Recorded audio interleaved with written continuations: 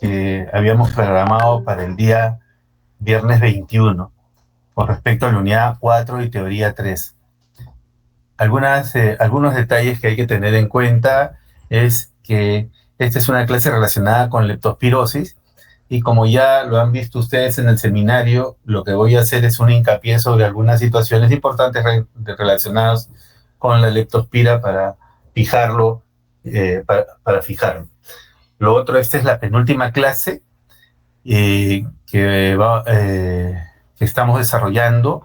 El día viernes 28 sería la última clase.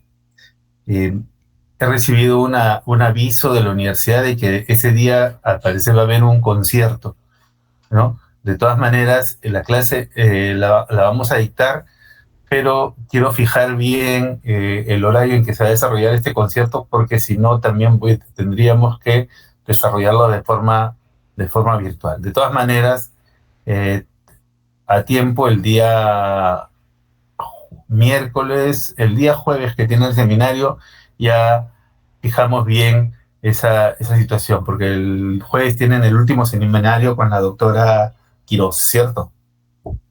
Correcto, doctor. Ya, ok, entonces ahora sí vamos a proceder a la clase. Me dicen, ¿se está viendo la pantalla completa? Se ve su archivo de PowerPoint, doctor. Todavía no abre como tal toda la presentación para que se vea en pantalla completa. Pero sí, se lee unidad 4, teoría 3. Espera un ratito, ya tengo un tiempo que...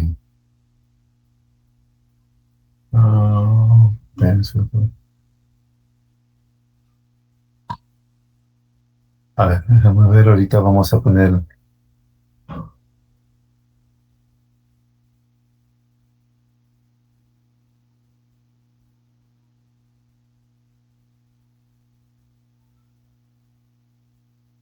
Dame un segundito.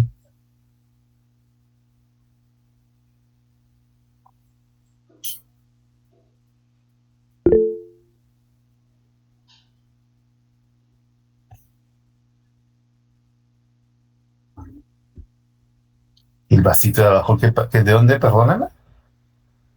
Abajo, Doc, en la barrita. En los 3 puntos, acá. Como presentación. A ver, oriéntame, tú eres más ágil, claro.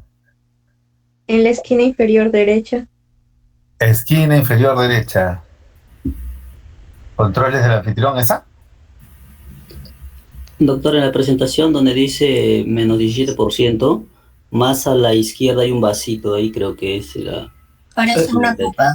En la línea donde dice notas, en la línea inferior, notas. Al lado del signo negativo. Copita. Parece una copita, ajá.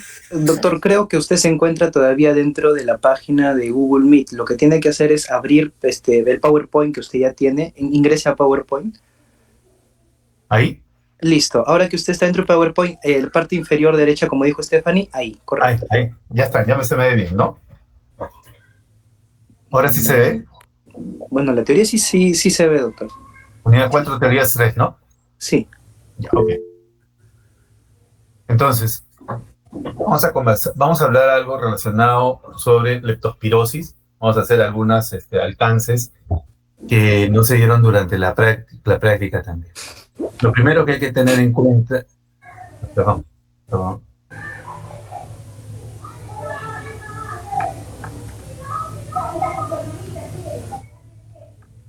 Ya está grabando, ¿no? Doctor, sí, está grabándose ya la presentación desde hace 10 minutos más o menos. Sí, estaba preocupado de eso. Ya, ok. Entonces, es una enfermedad infecciosa aguda generalizada, caracterizada por una vasculitis extensa producida por espiroquetas. Lo importante aquí es que la enfermedad tiene 2 etapas. Una etapa preinicial de la parte infecciosa, ¿no?, que es la invasiva, y una parte vasculítica posterior, que es inmune. Hay que tener en cuenta que no existe, al parecer, una correlación entre el nivel de infección y la presencia de la vasculitis, ¿no?, o la parte de la enfermedad de Weil, ¿no? Entonces, incluso personas con cuadros leves de infecciosos iniciales pueden desarrollar la enfermedad de Weil. Bueno, Lo otro es que esta es una zoonosis de mamíferos domésticos y salvajes. Usualmente se ha asociado a la orina de rata, ¿no? O a las deyecciones que elimina las ratas. Sin embargo, en los estudios que se han ido haciendo a medida que se ha conocido más sobre la leptospira, se ha visto que algunos otros mamíferos están involucrados e incluso los mamíferos, caseros, por ejemplo, el perro está también involucrado en este tipo de transmisiones en algunos casos, como los estudios que se han desarrollado en Colombia, por ejemplo. Los humanos son contagiados por contacto directo. Ahí sí se aclaró que tiene que haber una abrasión en la piel o tiene que haber un contacto a través de las mucosas para poderse infectar. En cuanto a las leptospiras, son espiroquetas de 5 a 15 micrómetros de longitud. Entonces, son bastante grandes si uno la compara con un glóbulo rojo, que es de 8 micrómetros. Existen dos especies clásicas, la Leptospira interrogans, que es la patógena en el humano, y la biflexa, que es no patógena. Dentro de la Leptospira interrogans hay una cantidad alta de varias variantes que todavía no se han clasificado como especie. Por eso es que esto hace un poquito complejo lo que viene a ser la presentación clínica de los cuadros. Por ejemplo, el cuadro clínico que uno observa en selva puede ser muy diferente al cuadro clínico que uno observa en costa. Por ejemplo, acá en el Perú, acá en Lima, hemos visto cuadros que tienen predominancia por los compromiso cerebral, a diferencia de selva, que es más de compromiso hepático. Pero de todas maneras, todas ellas están catalogadas dentro del grupo de interrogas.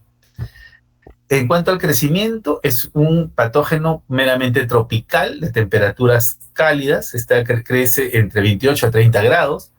El medio que se utiliza para cultivo son los medios de Fletcher o Stewart. Las sales de amonio con fuente de nitrógeno son particularmente útiles para poder aislarla a la leptospira, aunque su aislamiento es bastante difícil. Ahora, la leptospira sobrevive en agua, especialmente aguas con pH alcalino, ¿no? Entonces, ¿dónde encontramos estas características? Usualmente en las acequias, ¿no? Por ejemplo, acá en Lima, el problema principal lo vemos en todos los afluentes del río Surco, porque el río Surco, si ustedes tienen, es un río canalizado hace muchos años y muchos lo utilizan para regadío. Entonces, podría haber problemas en estos ríos porque tiene una gran cantidad de roedores. Ahora, enfermedades producidas por leptospiras hay muchas, como ustedes ven, por las bacterias dentro del grupo que hablábamos. Tenemos, por ejemplo, en Estados Unidos y en el Japón, tenemos la Autumnalis, por ejemplo, ¿no? En Europa, Israel y los Estados Unidos, la fuente de infección son los ratones. También tenemos infecciones en el ganado por rabovis, la canícola, que está relacionada con la orina de perro, ¿no?, de distribución mundial, la gripotifosa de roedores y agua, que produce una enfermedad que se conoce con el nombre de fiebre de los pantanos, que está en Europa, Estados Unidos y en el África, la Hebdomadis, ¿no?, que está en Japón y Europa, la hemorrágica, que es la que mayormente todos conocemos, que tiene distribución mundial, mitis, que se ve en el continente, en Oceanía, en Australia, y la pomona también, que se ha observado en Europa, Estados Unidos y en Australia. Entonces vemos que hay una distribución de varios serotipos diferentes de enfermedades. Esta es una gráfica en la que tratan de representar los diferentes tipos de leptospira que se han observado.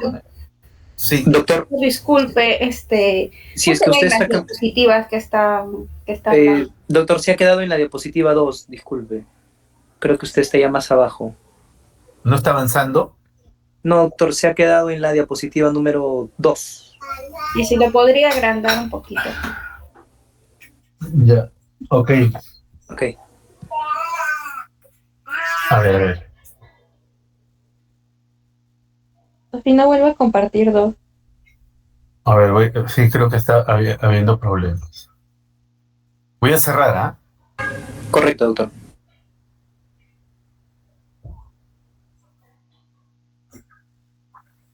Bueno, ya, ok, vamos.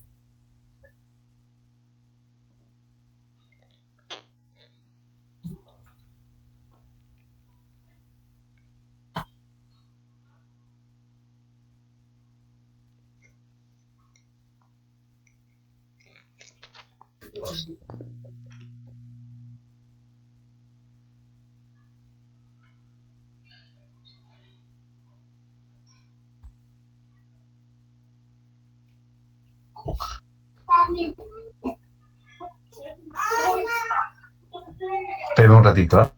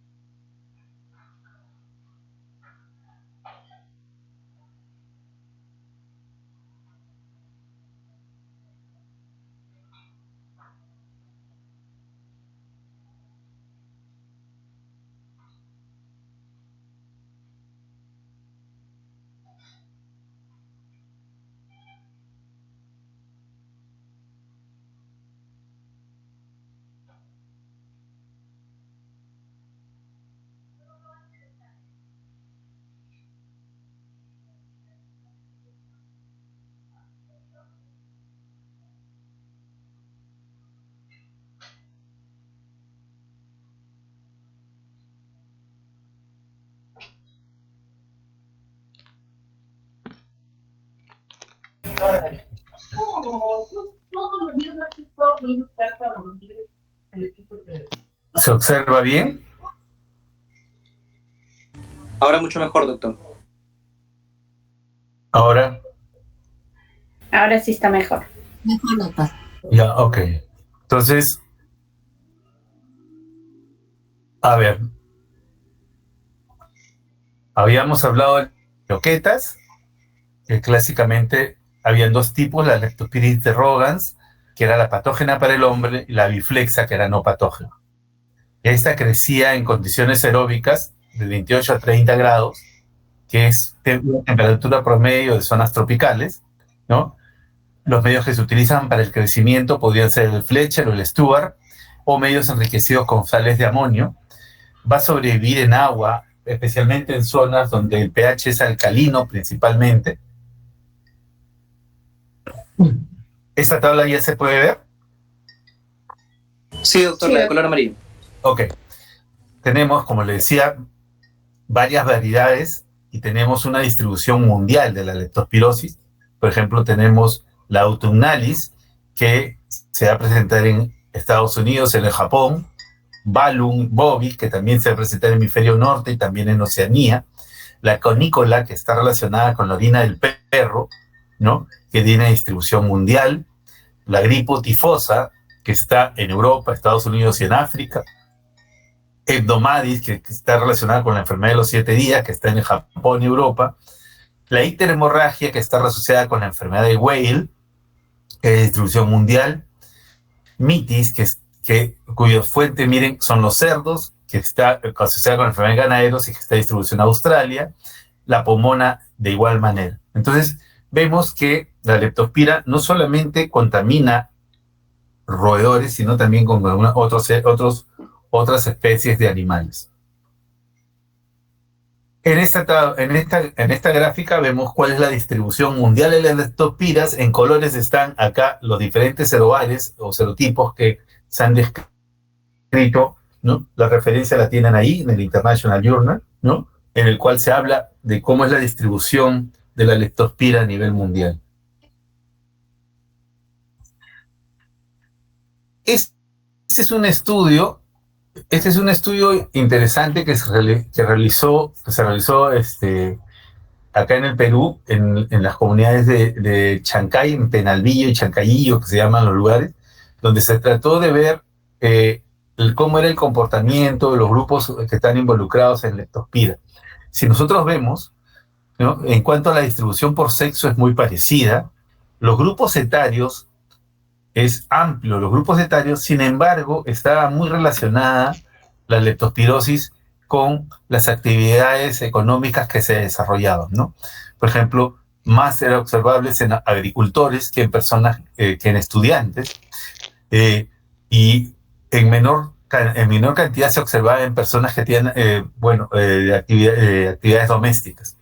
En los obreros también se observaba en menor frecuencia, puesto que no estaban tanto en contacto con aguas servidas. Y en los empleados públicos prácticamente no se veía, porque se entendía que prácticamente no tenían mayor contacto, ¿no? Entonces, en cuanto a las comunidades, ven, acá hablan de Chancay Cercado, ¿no?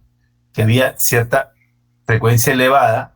¿Y esto por qué? Porque en Chancay, en la época que se hace este estudio, la población era prácticamente semirural, ¿no? Pero cuando uno comienza a ver el departamento, los distritos, el distrito urbano y el distrito rural, ¿no? Ya uno encontraba algunas diferencias. Todo esto ha sido modificado en los últimos años debido a los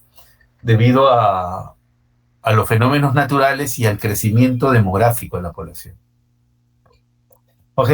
Aquí, por ejemplo, en este estudio también se quería ver cómo era la relación con las actividades domésticas, las actividades.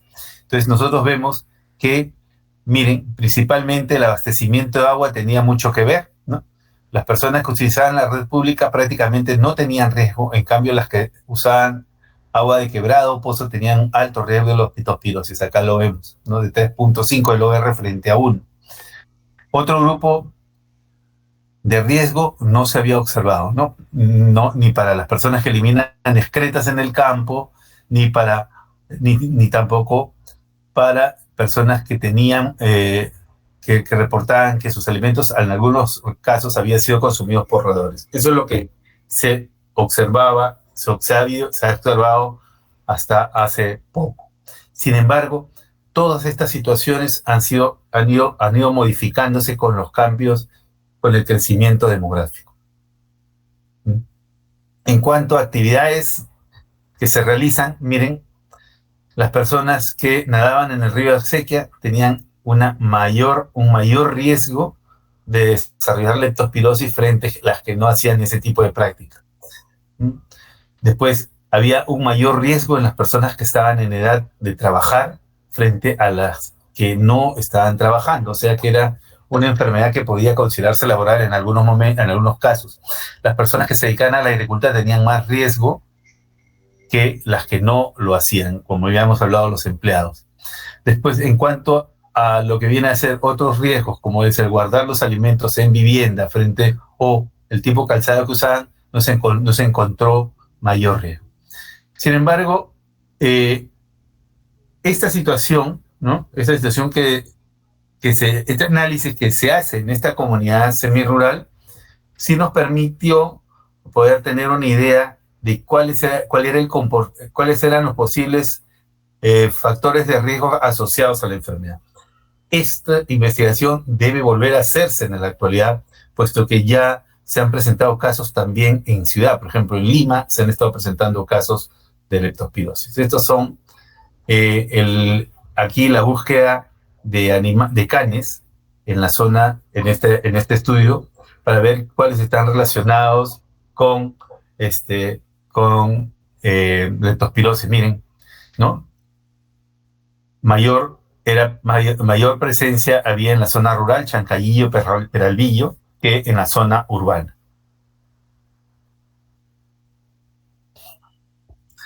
La patogénesis es que la infección se produce a través de la contaminación de heridas o mucosas. El periodo de incubación ya lo tenemos, que es de 1 a 2 semanas. El periodo febril se caracteriza por una bacteremia inicial. Después hay una segunda fase, que es la seroconversión, en la que vamos a ver los signos que ustedes estuvieron remarcando: meningitis aséptica, pleocitosis en el líquido cefalorraquídeo, nefritis, hepatitis y lesiones oculares. Va a haber reafección renal con una gran eliminación también de espiroquetas por orina. Y esto se da en una segunda o tercera semana de la enfermedad. Esta es una revisión en la cual se ve las diversas afecciones que pueden estar desarrolladas a partir de lo que viene a ser la leptospirosis, ¿no? Por ejemplo, a nivel de endotelio que vamos a tener daño vascular, principalmente se va a manifestar por hemorragias y vamos a tener vasculitis.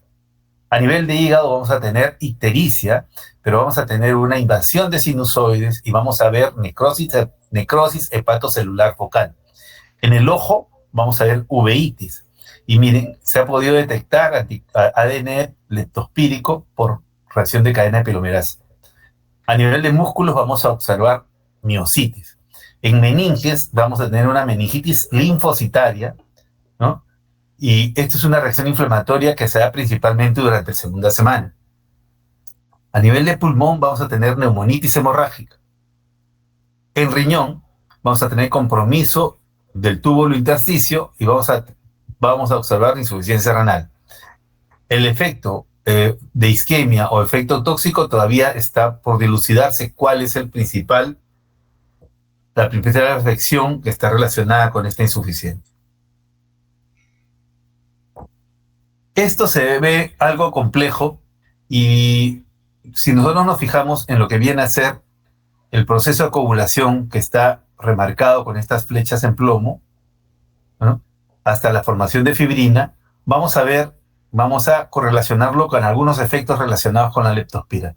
Por ejemplo, si vemos el número 1, vemos una de las acciones que son estimuladas por la leptospira, es este incremento de la trombina, o aquí, ¿no?, el incremento del factor 7, del complejo del factor 7, ¿no? Después, la leptospira va a actuar sobre la fibrinólisis, va a producir acciones antitrombínicas, va a actuar sobre otras proteínas de coagulación.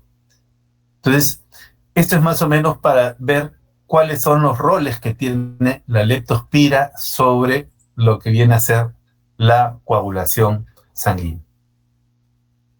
La referencia está allí, para los que la deseen leer. Igual aquí vemos cuál es la acción de la leptospira sobre lo que viene a ser la función renal, ¿no?, sobre la inflamación y sobre el reclutamiento de leptospira, de leucocitos. Se dice que toda esta acción está mediada por los receptores tipo TOL. En cuanto a las pruebas de laboratorio que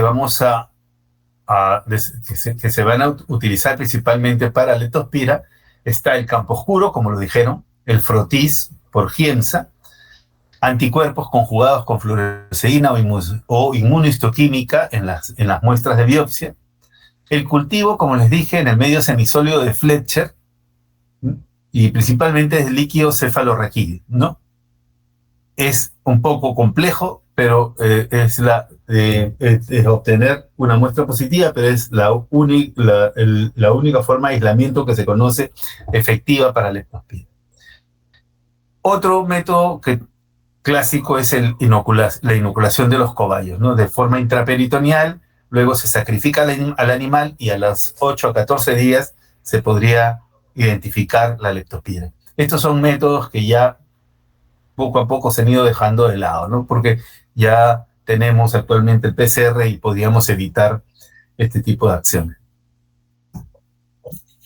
Esta es una actualización de los casos de leptospira hasta la semana 24 en el Perú.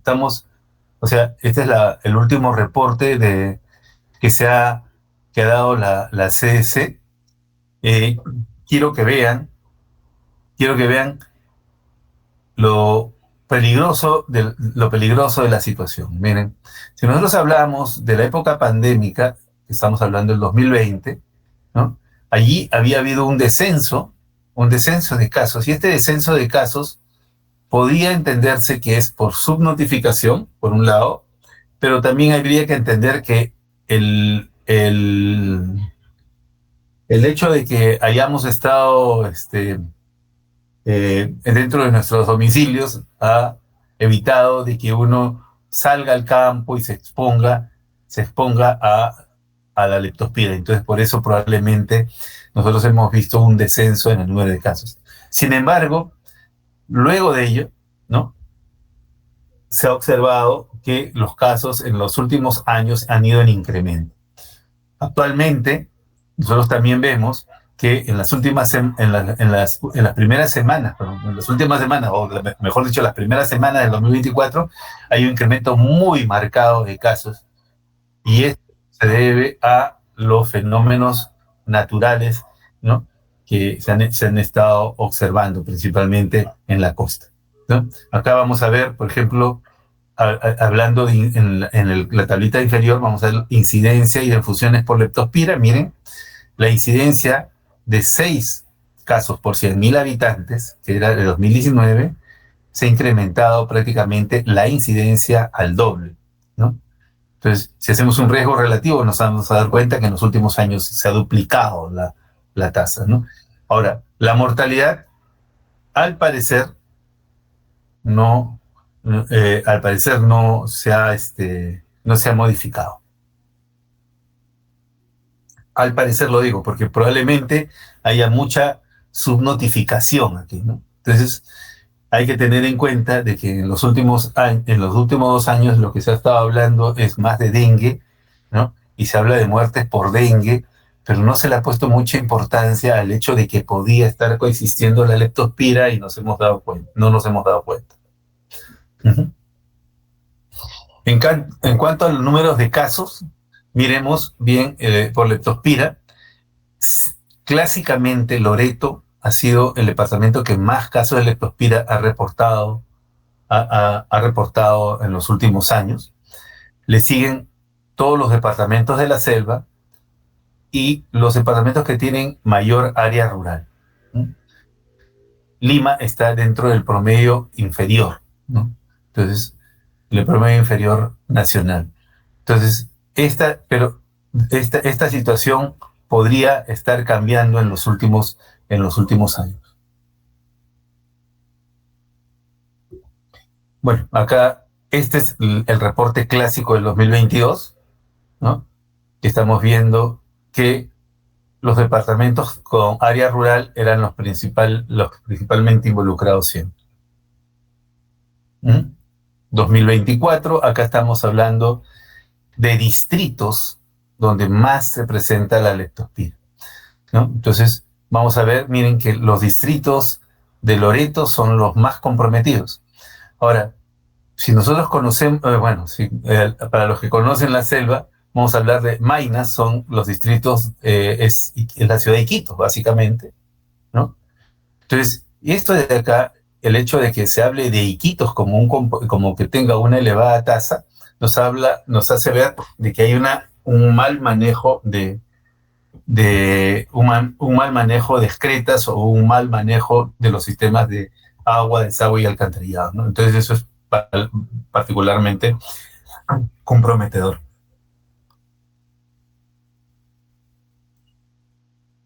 Esta es la distribución por distritos a nivel global en al año 2022. Y ahora creo, no he colocado la distribución por distritos al 2024. Sin embargo, las curvas, en el mapa de calor, los lugares que se observan son muy similares unos con otros. Esta es la distribución por leptospira, por grupos de edad y género, acá actualmente para el 2024. Si nosotros vemos, las tasas más altas persisten en adolescentes, jóvenes y adultos mayores, ¿no? Y esto nos hace ver de que es una enfermedad más peridomiciliaria o extradomiciliaria que intradomiciliaria, teniendo en cuenta que intradomiciliares son niños y adultos mayores. Entonces, eso hay que interpretar cuando uno mira una tabla de este tipo, ¿no? En que ve que la población económicamente activa es la más afectada. En cuanto a la distribución de sexo, es muy similar, ¿no? Hombres y mujeres. Esto es un cuadro presentado, hecho de un estudio hecho en Chile, ¿no? En el cual revisan los síntomas de leptospirosis en 2 epidemias chilenas en el año 60, a mediados del siglo pasado y casi hacia finales del siglo pasado, van a comparar los cuadros clínicos y se percatan de que un cuadro y el otro no tiene algunas diferencias, ¿no? Entonces, y cuando lo comparan con las epidemias en otros países como Estados Unidos el 65 y en Vietnam el 73, ¿no? Esto es posguerra, ¿no? En Vietnam. Entonces, uno se da cuenta de que también los cuadros clínicos difieren. Entonces, igual también para los signos vamos a ver diferencias. Miren, por ejemplo, el tema de inyección conjuntival, signos meninges muy parecidos, ¿no? La ictericia y cosas así. ¿Qué nos hace ver esto? Nos hace ver de que muy probablemente haya una relación en el cuadro clínico tenga que ver con la especie de leptospira que está afectando a la población. Entonces, eso es algo que todavía no se ha logrado elucidar, ¿no? Y probablemente actualmente con los métodos que se tienen de poder identificar claramente la especie, ¿no? Vamos a poder identificar algunas diferencias entre una y otra variedad de leptospira que infecta a los humanos. Entonces, por ejemplo, acá están las formas clínicas que observaron en la epidemia en Chile, ¿no? Predominantemente era de compromiso renal, enfermedad de Weil, prácticamente el 5%, uno de cada 20 desarrolló enfermedad de Weil. Los diagnósticos diferenciales que se plantearon para leptospira, ¿no? Actualmente deberíamos incluir para todo el cuadro del dengue en sus diversas etapas, ¿no? Los esquemas de tratamiento, clásicamente, y eso también hay que tenerlo en cuenta, clásicamente el tratamiento de la leptospira ha sido la penicilina. Hasta en la actualidad, la leptospira responde muy bien al tratamiento con penicilina. Entonces, eso es una ventaja. Creo que en la clase el doctor Sumaeta les explicó, ¿no? Le explicó cuál es la acción del beta-lactámico sobre los puentes de sulfuro que conforman la estructura terciaria de la espiroqueta, ¿no? Entonces, por eso es que la espiroqueta es muy sensible a los cambios de su estructura terciaria, ¿no? Entonces, el tratamiento es penicilina, tetraciclina como una alternativa, pueden controlar las manifestaciones y complicaciones de la enfermedad. Ahora, como les dije, los antibióticos van a actuar siempre en la etapa aguda de la enfermedad. ¿Bien? No van a actuar en la etapa vascular o en la etapa inmunológica. O sea, si la persona está haciendo el cuadro de enfermedad de Weil, entonces el antibiótico prácticamente ya no va a tener una acción porque es una respuesta principalmente de tipo vasculítica o inmunológica. Entonces, en ese sentido, si la persona ha hecho enfermedad de Weil, tenemos que darle toda la terapia de apoyo. Si se necesita diálisis, si necesita un apoyo ventilatorio, en ese sentido se tiene que hacer. Si requiere de que una unidad de cuidados intensivos para mantenerlo, hay que hacerlo. Entonces hay que tener en cuenta ese detalle. Ahora, como todas las espiroquetas, entonces nosotros la persona puede presentar esto que se llama la reacción de Harich-Herxheimer. Eso sucede tanto en sífilis, por ejemplo, como en leptospirosis, ¿no? Cuando se les da penicilina, hay una gran destrucción de las espiroquetas, entonces hay una liberación de una gran cantidad de intermediarios inflamatorios y la persona va a presentar una descompensación debido a ello. O sea, hay que observar esta posibilidad de una reacción de Harich-Herxheimer en las personas a las que se le explica penicilina para manejo de la leptospirosis. Un tratamiento alternativo, ¿no?, es el uso de doxiciclina.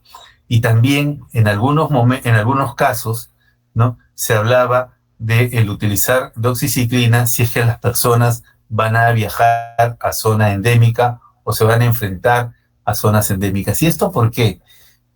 Si nosotros recordamos hace casi unos 10 o no sé, la Olimpiada, si uno recuerda la Olimpiada de China, la Olimpiada de Beijing, ¿no? En esta Olimpiada hubo una epidemia de casos de leptospira dentro de los corredores que hicieron la carrera de campo traviesa. Entonces, en ellos se presentó cuadros de leptospirosis.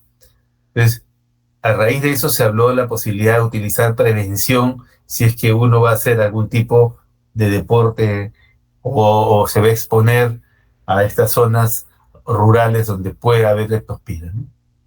Entonces, por eso se habla de la posibilidad del uso de la doxiciclina como preventivo.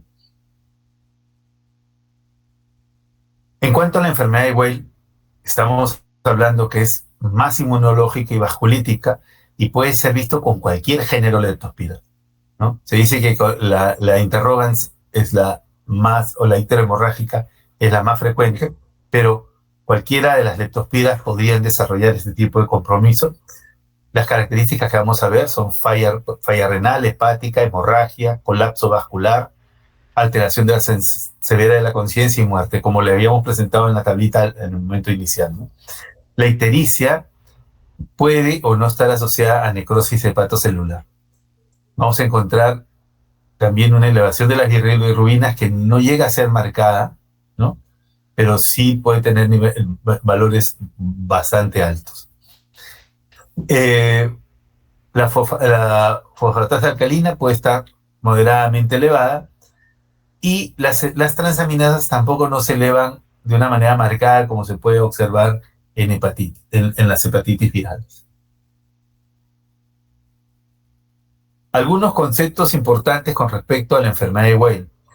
Por ejemplo, la elevación marcada de la creatinina fosfoquinasa muscular en suero con una moderada elevación de las transaminasas en un paciente que está con ictericia. O sea, si yo tengo un paciente que elevó la CPK muscular de una manera marcada, no tengo una elevación de transaminasas y tengo ictericia, ¿no?, y tengo el antecedente de riesgo, podría estar pensando que la persona está iniciando o desarrollando una enfermedad de Weil, ¿no?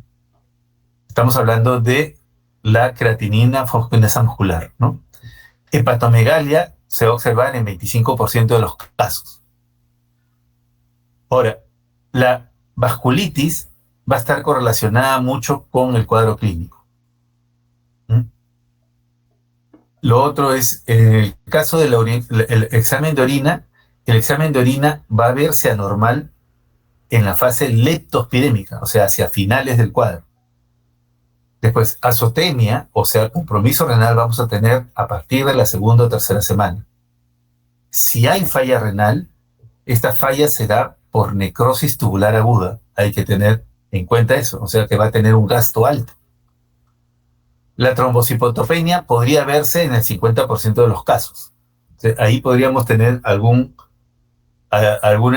dificultad para diagnosticar frente a lo que viene a ser dengue. La persona puede presentar falla cardíaca congestiva y shock cardiogénico, más aún si es que está con falla renal y no la hemos corregido. Puede haber miocarditis, ¿no? Y cuando existe la miocarditis, la mortalidad podría llegar a ser muy alta. Como lo dice el estudio de Llama, en el cual se observó que en el 50% de las personas que habían fallecido había cuadros de miocarditis. Eso es básicamente lo que quería yo hablarles como complemento a lo que viene a ser el seminario que ustedes que les dieron. Esta clase se las voy a compartir ahora para que la tengan el PDF. No sé si hasta aquí hay alguna pregunta. Por mi parte no, doctor. Gracias. Doctor, tengo una consulta. El vasito del día miércoles va a entrar solamente entonces de leptospirosis, ¿verdad? Sí. Ya. Bueno, es una oportunidad para que se saquen 20. Ok, doctor. Muchas gracias. Muchas gracias, doctor. Ok, entonces, Con fe. con fe. Sí, espero que sí. Entonces, miren, quiero verificar ese tema relacionado con el día viernes, ¿ya? Porque, como les dije, el aviso recién me ha llegado el día de ayer de que van a tener un concierto y que probablemente tomemos nuestras previsiones para lo que viene a ser la